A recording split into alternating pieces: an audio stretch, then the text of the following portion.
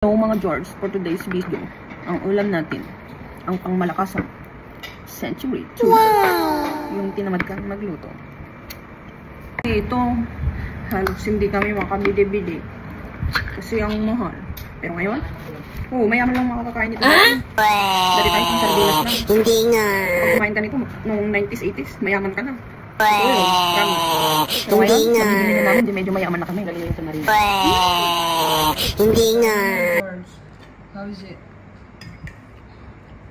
Chicken Tagalog. Tayo pwede magkayeli. So, kain na mga George.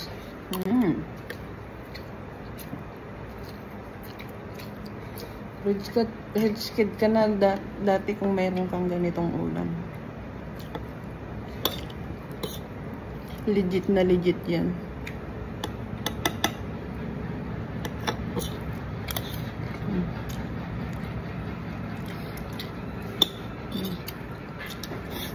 Lalo yung San Marino na yan. Diba?